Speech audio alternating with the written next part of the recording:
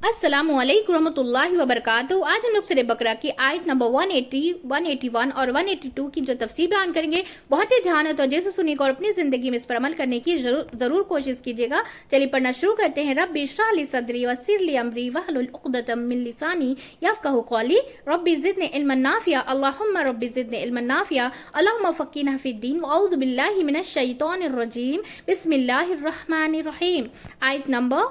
180। कुतिबा अलैकुम, तुम पर लिख दिया गया, फर्ज कर दिया गया, तुम पर लिख दिया गया, फर्ज कर दिया गया। इज़ा हज़रा, जब हाजिर हो यानी कि अलामत नजर आने लगे, मौत के आसार नजर आने लगे। अहदाकुमुल मौत, तुम में से किसी एक को मौत, तुम में से किसी एक को मौत, तुम में से किसी के मौत का वक्त करीब आ जाए, यानी पता चले कि ये चंद दिन का मेहमान है, या आप जो है ना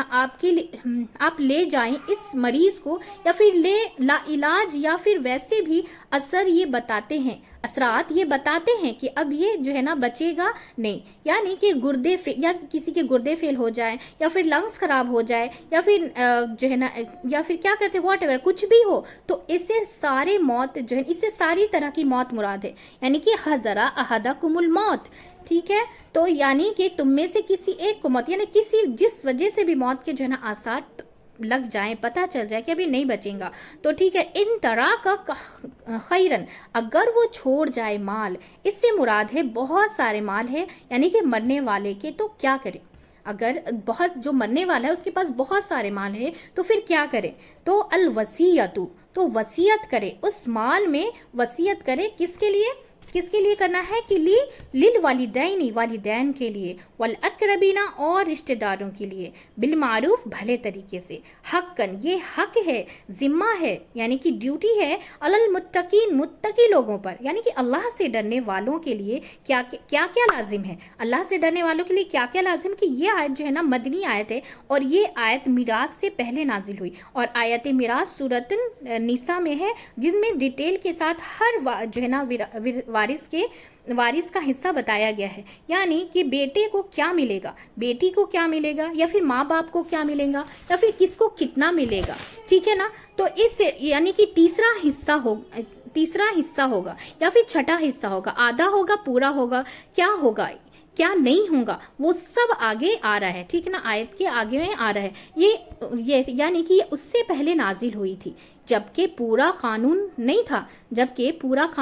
कानून बाद में आई, कि ये आयत जो है ना पहले आई, इसलिए जो है ना मेजॉरिटी उलेमा की कहती हैं कि ये आयत जो है ना मनसूख है, लेकिन बाज़ ये कहते हैं कि मनसूख नहीं है, यानी कि मखसूस है, यानी कि खास है, यानी कि मखसूस हालत में इस पर अमल किया जाएगा, यानी क्योंकि वालिदैन का तो अपना हिस्सा होता है, लेकिन उनको तो क्या है कि फिर वसीयत में से कुछ नहीं दिया जा सकता, क्योंकि वसीयत वारिस के हक में नहीं होती, लेकिन अकरबीन में कुछ रिश्तेदार ऐसे होते हैं जिनको हिस्सा नहीं मिलता, तो ऐसी सूरत में उन रिश्तेदारों के लिए भी कुछ ना कुछ क्या है लिख देना चाहिए। जैसे पीछे की आयत में आप देख चुके हैं ना, पढ़ चुके हैं कि अपनी जिंदगी में इंसान जिस तरह अपने रिश्तेदारों पर खर्च करता है, इसी तरह मुत्तकी पे जिम्मेदारी है कि मरने के बाद भी अपने उन रिश्तेदारों के लिए जो है ना, रिश्तेदारों को जिनका बराह रास्त मिरास में हिस्सा है, यानी हिस्सा नहीं बनता, क्या करें कि उनके नाम कुछ लिख दे और उनको भी कुछ दे जाएं, बस औकात ऐसा होता है ना कि कुछ बच्चे हैं और उनके माँ बाप अमीर हैं, लेकिन उनके जो कजिन्स हैं, उन चाचा के बेटे हैं, यानी कि या फिर खाला के बच्चे हैं, तो उन बेचारों के पास कुछ खास नहीं है, तो उनकी ज़रूरियातें हैं कि जैसे ज़रूरियातें हैं, एक शख्स अपने बच्चों को के लिए इतना कुछ छोड़ के जा रहा है, और वो जो उनकी यानी कि नस्लों के काम आए, लेकिन और दूसरे वो जो इतने ज़रूरतमंद हैं कि देख कर क्या है तरसते रहें। ये फिर बहुत जो है ना नाइंसाफ़ी की बात है, ये बहुत ही नाइंसाफ़ी की बात है। इसलिए अल्लाह सुब्हान ताला ने क्या हुक्म दिया कि मरने वाला अगर माल कसीर है, यानी कि बहुत ज़्यादा उसके पास माल है, तो उसके पास यहाँ लफ्ज़ माल नहीं आया है, खैर आया है, बहुत कुछ है, यानी कि उसके पास अल्लाह ने दिया है, अल्लाह का दिया तो वो क्या करे कि ये अकरबीन के लिए वसीयत कर जाए, यानी कि कैसी वसीयत? बिल बिलमारूफ, मारूफ तरीके से, भले तरीके से। इससे क्या मुराद है कि विरास जो है ना वारिसों के लिए वसीयत नहीं कर सकते, वारिसों के लिए वसीयत नहीं कर सकते, 1/3 से ज़्यादा वसीयत नहीं कर सकते, 1/3 से ज़्यादा वसीयत नहीं कर सकते। यानी कि माल का सिर्फ तीसरा हिस्सा जो है वो वसीयत में आप तकसीम कर सकते हैं अपने हाथ से, किसी को लिख के दे के जा सकते हैं, लेकिन मरने के बाद उसमें से देना वो सिर्फ क्या है, लिखा जाएगा। मरने के बाद जो है ना, लेकिन मरने के बाद उसमें से देना वो सिर्फ लिखा जाएगा। यानी कि मारूफ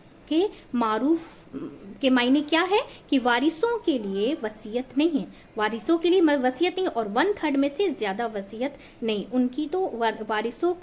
का ही हिस्सा है, वारिसों का ही हिस्सा। और इसके अलावा भी वसीयत के कुछ हिस्से होते हैं, यानी कि शादी के बारे में कुछ वसीयत रखें, या फिर क्या है कर्जा अदा कर, या फिर कर्जा अदा करने के बारे में, या फिर किसी तरह कुछ और इंसान के जो ना कंसर्न है, तो उसको चाहिए कि वो वसीयत लिख दे। और सिर्फ मौत के करीब नहीं बल्कि आम हालत में भी अगर इंसान के जहन में जो है ना, इंसान के जहन में कुछ ऐसी चीज़ें हैं कि जिन्हें वो क्या है चाहता है कि वो क्या करे कि मरने के बाद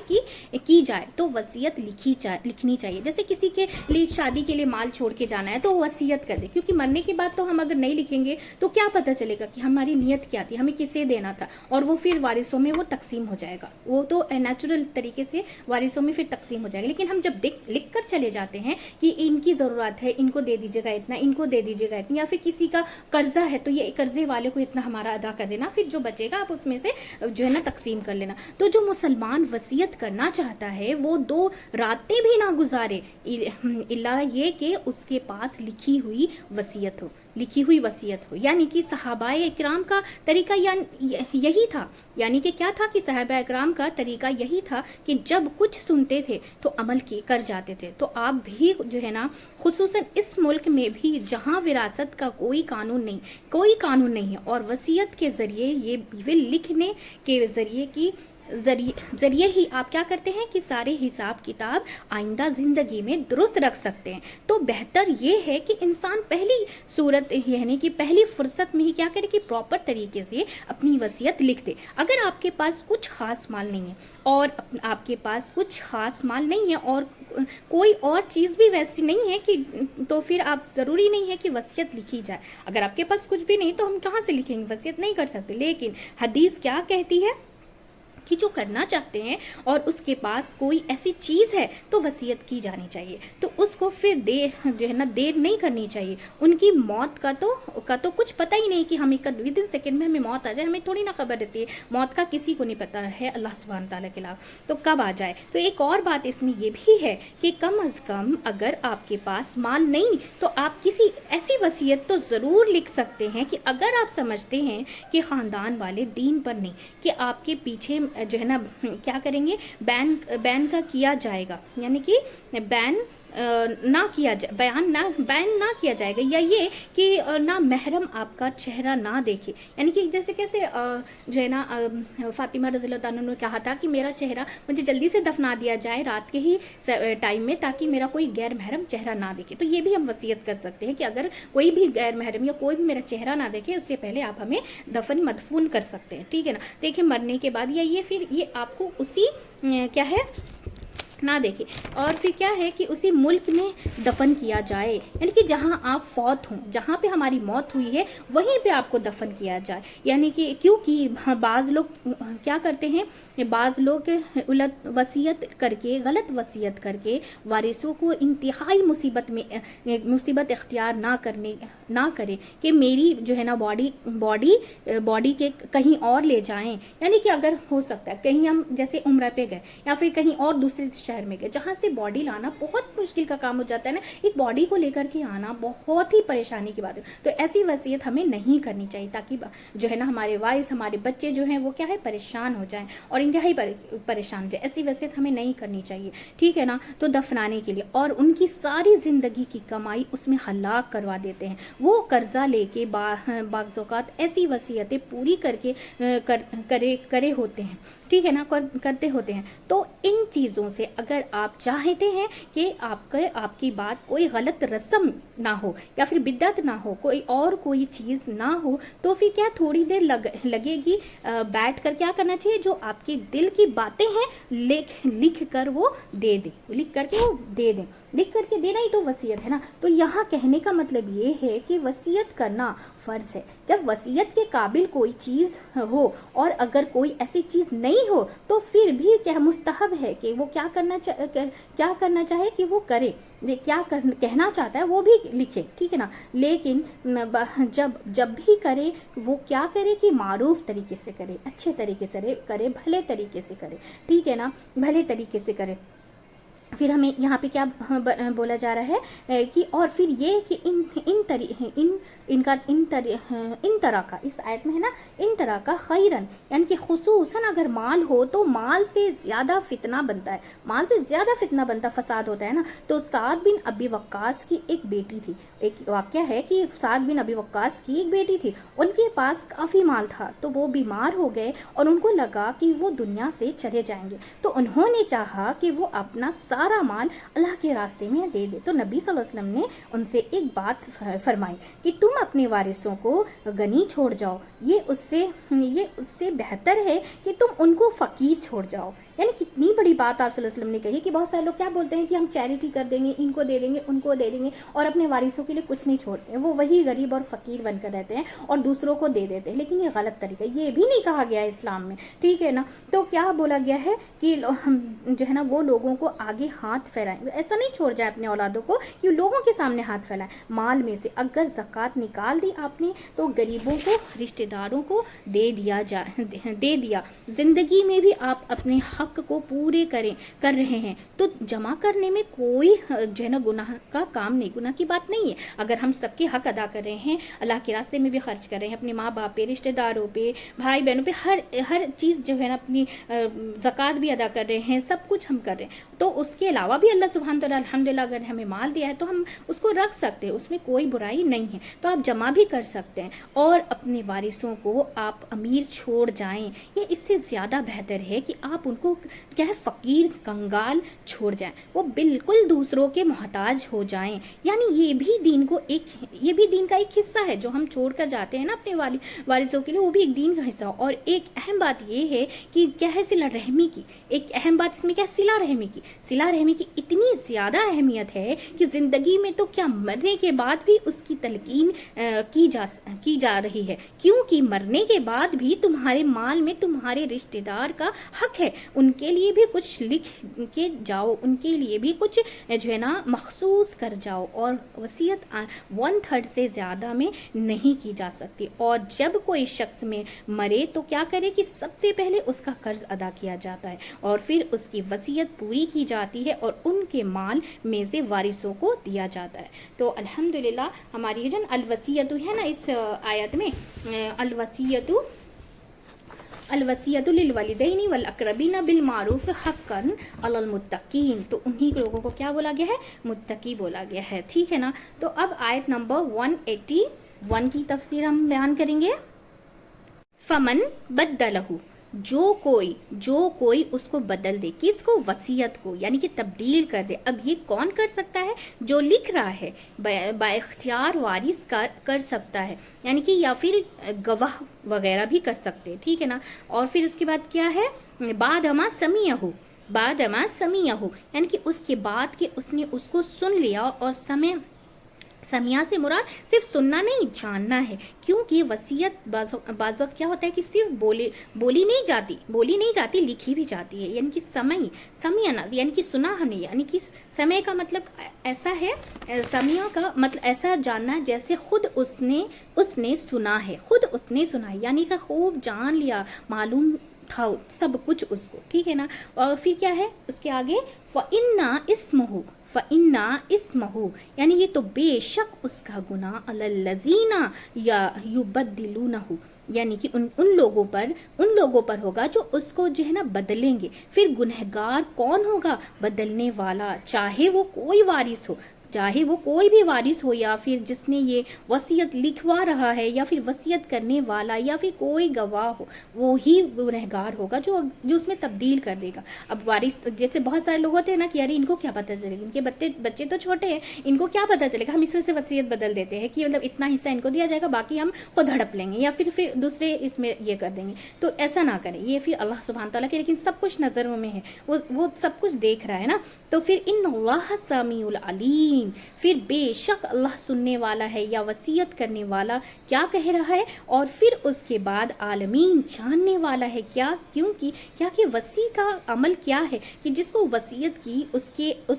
کیا ہے، اس نے آگے ایکشن کیا لیا، سب پتہ ہے اللہ کو، سب کچھ پتہ، اللہ سبحانہ تعالیٰ سے کچھ بھی چھپا ہوا نہیں۔ تو ایسا کیوں کیا گیا، اس سے کیوں منع کیا گیا کہ وصیت کو تبدیل نہ کیا جائے؟ اس لیے کہ جس کے حق میں وصیت کی جا رہی ہے اس کو نقصان پہنچے گا اگر آپ نے کسی کے لیے کچھ لکھا ہے اور جو لکھ رہا ہے وہ اپنے پاس سے جو ہے نا نام بدل دے، یعنی کہ مسلمان اپنے کیا ہے، آپ نے کہا کہ زید، یعنی کہ ایگزامپل کے طور پہ کسی کا بھی نام لے لیں، یعنی کہ زید لکھ دیا جائے اور اپنے زید کو کیا ہے ہٹا کر بکر لکھ دیا، یعنی کہ زید کی وصیت کرنی ہے لیکن زید کے نام پہ آپ نے ہٹا کر کے وہاں پہ بکر لکھ دیا ہے، تو یہ کیا ہوا، نقصان ہوا، کس کا، زید کا۔ تو اپنی تبدیلی نے آپ کی تبدیلی نے اس کے حق سے اس کو کیا کیا، محروم کر دیا، اس کے حق سے اس کو دور کر دیا۔ اسی طرح اگر کوئی کسی کے حق سے زیادہ لکھ دے یا پھر 1/3 سے زیادہ لکھ دے تو اس صورت میں بھی کیا ہے، مثلا بننے والا تو کہہ رہا ہے کہ میرے مال کا 1/3 فلاں مسجد کو دے دیا جائے، مثلا اب وہ لکھنے والا 1/3 نے کے بجائے ہاف لکھ دے تو پھر کیا ہوگا کہ وارثوں کا نقصان ہوگا۔ کیا وہ کہیں کیا ہے، وہ کہا لکھو میری وصیت، وہ منع کر دے لکھنے کو، بس ٹھیک ہے، تو یہ بھی نقصان ہے، تو یہ بھی نہ کرے، کیا ہے، یہ مینوپلیٹ کرنا ہے، مینوپلیٹ نہ کرے، اسے چینج نہ کرے یا پھر کسی کو مینوپلیٹ نہ کرے، اس کو چینج نہ کروائیں کسی سے، کیا ہے یہ کر کے، ٹھیک ہے نا۔ تو آیت نمبر ہماری مکمل ہو چکی 181 کی آیت، اب ہم 182 کی جو ہے نا آیت کو یہ کریں گے، تفصیل بیان کریں گے۔ تو اس کا کیا ہے، فمن خاف یعنی کہ تو جو کوئی ڈرے، کس سے، من موسن یعنی کہ وصیت کرنے والے سے، یعنی وصیت کرنے والے جو ڈر رہا ہو، کیوں ڈر رہا ہو، جنفن یعنی کہ طرف داری کر رہا ہے، یعنی کس کی سائیڈ لے رہا ہے، کس کی سائیڈ لے رہا ہو، یعنی کہ وہ کسی کی سائیڈ لے رہا ہو، یعنی کہ ایک شخص وصیت کر رہا ہے، لکھ رہا ہے اور آپ کو یہ لگ رہا ہے کہ وہ زیادتی کر رہا ہے تو اور کیا ہے کہ یا پھر وارثوں پہ یا پھر دوسرے لوگوں پہ اور پھر او اسمن ابھی اس آیت میں نا، اور اس میں یا پھر کوئی گناہ کی بات لکھ رہا ہے، یا پھر کوئی کیا ہے گناہ کی بات لکھ رہا ہے، یعنی کہ یہاں پہ کیا ہے، فَأَصْلَحَ بَيْنَهُمْ تو ان دونوں کے درمیان انسان کیا ہے، اصلاح کر دے۔ اصلاح سے مراد یہاں صلح کرنا نہیں ہے، کسی جھگڑے کو کیا ہے نبٹانا نہیں ہے، اس سے مراد اس وصیت کو درست کرنا ہے، لیکن وہ خود سے ہی نہیں کرے، یعنی کہ بلکہ کیا کرے کہ جن کے حق میں کی جا رہی ہے وہ کرنے والا ہے، جو کرنے والا ہے ان دونوں میں آمنے سامنے لا کر، اور اگر کرنے والا مر گیا تو بعد میں کیا ہے، وارثوں کو کیا سمجھا کر کر رہا ہے، یعنی کہ فلا اسم علیہ، تو اس طرح اس سمجھانے میں کیا ہے، اس تبدیلی میں گناہ نہیں ہے، اس سمجھانے میں اس تبدیلی میں گناہ نہیں ہے، کس میں، یعنی کہ اگر وصیت میں ناحق کسی کی جانبداری کی گئی یا پھر کسی پر زیادتی کی گئی تو ایسی صورت میں اس وقت بھی سمجھا سکتے ہیں کہ پہلے تو کہا گیا نا کہ وہ کیا کرے، اس کا مائنڈ نہ چینج کرے، جو پہلے پچھلے ہاتھ میں کیا کہا گیا کہ کسی کا مائنڈ چینج نہ کرے، اس کو مینیپولیٹ نہ کرے، تو جو وصیت کر رہا ہے کرنے دے، لیکن اگر وہ زیادتی کر رہا ہے، اگر وہ کسی کا حق مار رہا ہے، زیادتی کر رہا ہے، پھر اس وقت اس کو سمجھا سکتا ہے۔ اگر وہ مر گیا تو بعد میں وارثوں کے درمیان بھی کیا ہوگی، ہلاکت جو ہے نا، حالات درست کرا سکتا ہے نا، کہ وہ اس کو بتا سکتا ہے کہ اگر تم اس سے صحیح کر لو تو مرنے والے کی جان چھوٹ جائے گی، یعنی کہ اس نے تم پہ احسان کیا ہے کہ تم ان پہ کرو. کیونکہ بعض اوقات جب کسی وارث کو محروم کر دیا جاتا ہے اور مال غیر وارثوں کو سارا لکھ کر دے دیا جاتا ہے، تو ایسی صورت میں ساری زندگی اگر کوئی شخص نیک کام کرے اور مرتے وقت وصیت کیا ہے غلط دی جائے، وصیت غلط کر دی جائے، تو کیا ہے جنت حرام ہے. تو پھر ایسے لوگوں پہ جنت حرام ہے. یعنی کہ جب اس کو لکھنے کے لیے کہا گیا تو دوسرے کا نام لکھ دیا، تو پھر وہ اس کی جو ہے نا اس کا حق تو اس سے مارا گیا نا. تو کیا ہو کہ ایسے لوگوں پر جنت حرام ہے جو انہوں نے بدل دی، یعنی کہ اس پہ یہ بھی غلط ہے، یہ بھی غلط ہے. یعنی کہ حضرت جو ہے نا کیا ہے نعمان بن بشیر سے روایت ہے کہ ان کی والدہ نے ان کے باپ سے جھگڑا کیا کہ جبکہ وہ ایک بیٹے کو کہنا تحفہ دے رہے تھے، ایک بیٹے کو ان کے جو ہے نا والد تحفہ دے رہے تھے. انہوں نے کہا کہ سب کو دو گے. ماں نے پوچھا تو کہا نہیں کہیں میں نہیں راضی ہوں اس پر. جب انہوں نے کہا، اس کی ماں نے کیا کہا کہ میں نہیں راضی ہوں اس پر جب تک کہ تم اللہ کے رسول سے کیا ہے کنفرم نہیں ہو جاتے، جب تک کہ تم اللہ کے رسول سے نہ پوچھ لیں. تو انہوں نے جا کے کنفرم کیا، تو انہوں نے آ کے کیا بولا کہ اس سے منع کیا کہ کسی ایک اولاد کو سب کچھ دے دیا جائے. ہونا کیا ایسا نہیں کرنا چاہیے. ہونا کیا چاہیے کہ برابری کی جائے، تاکہ آپس کی جو ہے نا بیڈ فیلنگس ہے، جو دشمنی ہے، عداوت جو ہے وہ نہ پیدا نہ ہو. تو وصیت کے احکام جو ہے نا منہاج المسلم ایک کتاب ہے، اس میں موجود ہے. یہ جو اصلاح ہے اس کے اپنے فائدہ ہے، یعنی کہ زیادتی اور ظلم کی شکل میں لکھنے والے کو کیا ہے حکم دیا جا رہا ہے کہ وہ معاملے کو درست کرے. وہ کیا کرے؟ معاملے کو درست کرے. اس کے کیا فائدے ہیں کہ پہلا کیا ہے کہ وصیت کرنے والا گناہ سے نکل آئے گا. وصیت کرنے والا گناہ سے نکل آئے گا، اور وارثوں اور جس کے لیے وراثت کی جا رہی ہے ان کے درمیان دشمنی نہیں ہوگی. یعنی کہ مسلمان آپ کے بیٹوں کو تو آپ کو ملے گا حصہ جو قرآن سنت کے نے بتایا. اور اگر آپ کے بھائی کا بیٹا ہے تو اس کے لیے آپ کچھ لکھ رہے ہیں، تو پھر بعد میں آپ کے بیٹے اور اس کے ماموں کے بیٹے کے درمیان کیا نہیں ہوگا؟ دشمنی نہیں ہوں گی. پھر ایک بات یاد رکھیے کہ تبدیلی جو ہے نا صرف اس صورت میں نہیں ہونی چاہیے یہ کہ یا تو گناہ سے انسان بچے، یا پھر یہ کہ زیادہ بہتر کیا ہے مشورہ دے. اگر کوئی وصیت لکھ رہا ہے اور وہ اتنی اچھی بات نہیں کہہ رہا کہ سننے والا اگر اس کو اس سے زیادہ بہتر بات پتا ہے تو اس کو بتا سکتا ہے، اس کو کیا کر سکتا ہے، اس کو بتا سکتا ہے، اس کو سمجھا سکتا ہے. لیکن مثلا میرا یہ مال جو ہے نا فلاں یتیم کو دے دیا جائے، تو وہ لکھنے والا وہ یہ کہہ سکتا ہے کہ آپ وہاں بھی دے دیں، لیکن اس سے زیادہ فائدہ ہوگا اگر آپ فلاں کسی اسکول کو دے دیں. تو ایسے صورت میں کیا ہے چینج کروا سکتے ہیں کہ اگر آپ نے کسی کے لیے کچھ نکالا ہے دینے کے لیے فنڈ وغیرہ، ٹھیک ہے نا، جمع ہو گیا، تو اگر ہم رائے دے سکتے ہیں کہ ان کی مطلب ضرورت کس کو زیادہ ہے، یہ دیکھ کر کے ہم ان کو رائے دے سکتے ہیں کہ اگر ان کو تو بہت ساری جگہ سے فنڈ آ جاتے ہیں، لیکن اگر آپ یہ فلاں اسکول میں آپ دے دیں یا پھر فلاں جگہ پہ دے دیں جو زیادہ ضرورت مند ہے، تو وہ زیادہ فائدہ مند، کیونکہ ضرورت کے حساب سے ان کی ضرورتیں پوری ہو جائیں گی. تو ایسی صورت میں چینج کروا سکتے ہیں، اس میں کوئی گناہ نہیں ہے. جب گناہ سے بچائے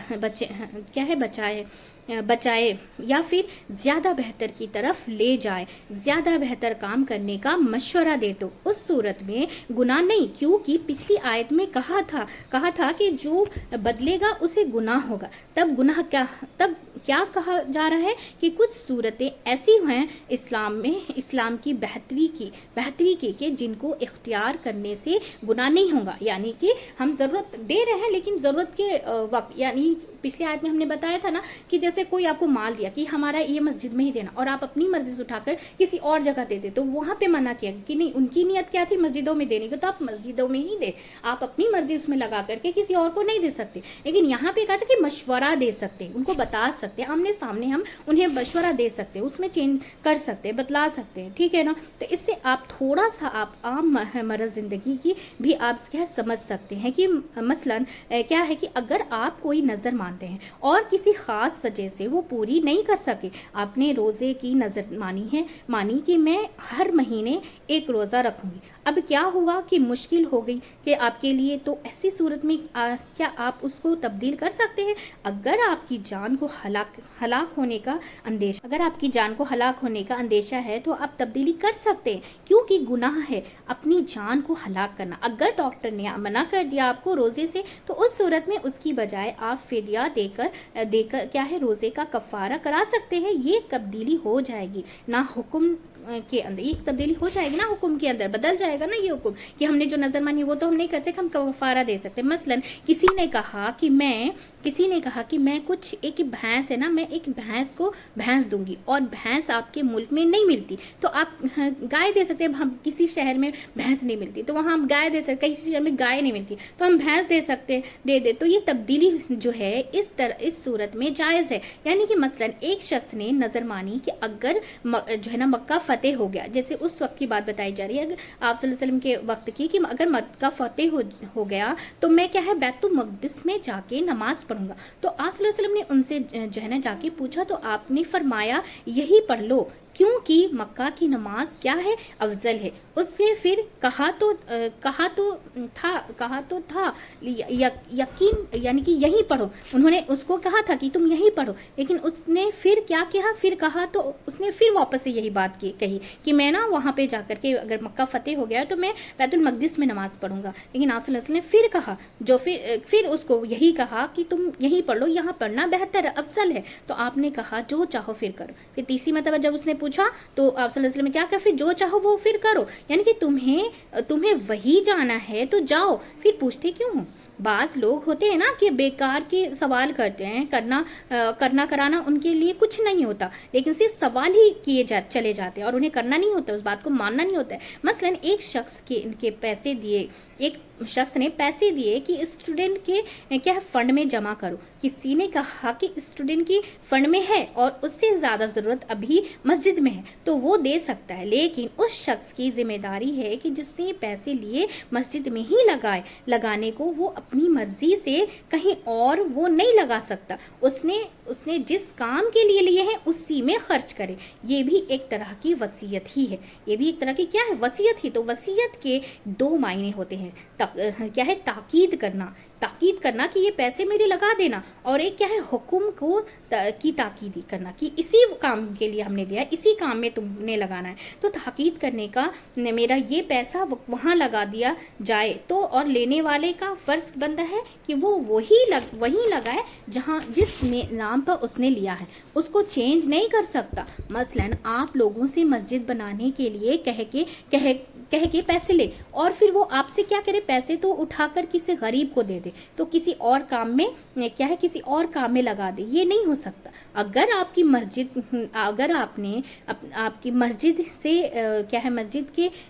سے بچ گیا, کسی اور مسجد کو دے دیں, کیونکہ مسجد کے لیے ہی نیت کی گئی تھی, کیونکہ دینے والے کی نیت کیا تھی کہ وہ مسجد میں لگانا چاہتا تھا, لگانے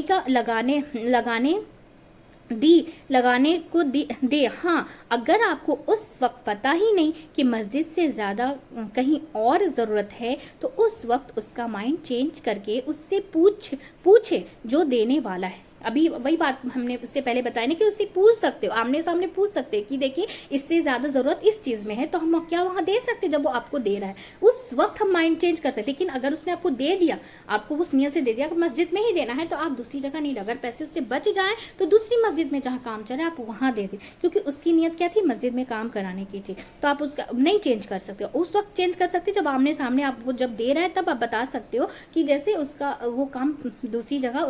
اس کی زیادہ ضرورت ہے, اس پیسے کی, اس فنڈ کی زیادہ ضرورت وہاں پہ ہے ابھی, تو اب اس وقت ہم چینج کرا سکتے ہیں. تو اسی سے پوچھے جو دینے والا ہے, تو اس کے بہتر کا کیا ہے, مشورہ دے, لیکن کسی دھوکے پر مبنی مشورہ نہ دے, یا پھر کسی کو جو ہے نا مس لیڈ نہ کرے, اس کو غلط فیصلہ نہ کرنے دے, یعنی مس گائیڈ نہ کرے, تو غلط اس کو غلط جو ہے نا اوپینین نہ دیں، تو بے شک اللہ یہ ہے کیا ہے، اب آگے ہے نا ان اللہ غفور الرحیم، تو بے شک اللہ غفور الرحیم ہے، اسی لیے اس نے یہ احکامات بندوں کو سکھائے ہیں طریقے بتائے ہیں، تاکہ وہ دنیا میں بھی اللہ کی رحمتوں سے معمور ہو اور آخرت میں ان کے گناہ معاف کر دیے جائے۔ الحمدللہ ہماری مختصر سی تفسیر جو ہے نا مکمل ہو چکے، بہت ہی دھیان اور توجہ سے سنیے گا اور اپنی زندگی میں اس پر عمل کرنے کی ضرور کوشش کیجیے گا۔ ابھی ہم نے اس تینوں آیتوں سے کیا سیکھا کہ ہمیں مال جو ہے نا خرچ کرنا ہے، تو کہاں کرنا ہے، جیسے ہمیں وصیت کر کے جانی ہے، لکھ دینی چاہیے، 2 دن سے بھی زیادہ ہمیں وہ نہیں گزارنی چاہیے کہ ہماری وصیت، اگر کسی کے پاس کچھ نہیں بھی ہے تو جو ہے نا آپ وصیت یہ بھی کر سکتے ہیں کہ ہمیں کہیں موت اگر ہمیں آ جائے، جہاں بھی آ جائے وہیں مدفن کر دینا، وہیں جو ہے نا ہمیں دفن کر دینا، لیکن یہ غلط وصیت نہ کر جائیں جس سے کیا ہے وارثوں کو پریشانی ہو، اور پھر کیا ہے اور رشتہ داروں پہ خرچ کریں معروف طریقے سے، بھلے طریقے سے، اگر ٹھیک ہے نا۔ پھر ابھی اور 181 سے ہم نے کیا سیکھا ہے کہ ہمیں جو ہے گناہ کے کام ہے کیا تبدیل کر دینا، وصیت کو بدل دینا، پھر اللہ بھی خوب سننے والا اور جاننے والا ہے۔ اور 182 میں ہم نے کیا کیا کہ یہ بھی گناہ ہے نا کہ اصلاح کا یہاں پہ بیان کیا کیا گیا ہے کہ اصلاح جس کام کے لیے آپ کو دیا گیا آپ وہ کریں، آپ اپنے سے تبدیلی نہیں کر سکتے، خود سے تبدیلی نہیں کر سکتے، ہاں آمنے سامنے اگر کسی نے آپ کو پیسے دیے ہیں تو آپ اسے مشورہ کر کے بتا سکتے ہیں کہ یہ اس کی ضرورت وہاں پہ زیادہ ہے، تو یہ کام کر سکتے ہیں۔ تو الحمدللہ ہماری مختصر تصویر مکمل ہو چکی ہے، ہم سب ایک فرینڈس کے جیسا مل کر، ایک فیملی کے جیسا مل کر زیادہ سے زیادہ شیئر کریں گے تاکہ ہم سب جو ہے نا قرآن سمجھ کر پڑھنے والے بن جائیں انشاءاللہ تعالیٰ اور اس پر عمل کرنے والے بن جائیں انشاءاللہ تعالیٰ۔ چلیے دعا پڑھ لیتے ہیں، سبحانک اللہم و بحمدک نشہد ان لا الہ الا انت استغفرک و اتوب الیک۔ السلام علیکم ورحمۃ اللہ وبرکاتہ۔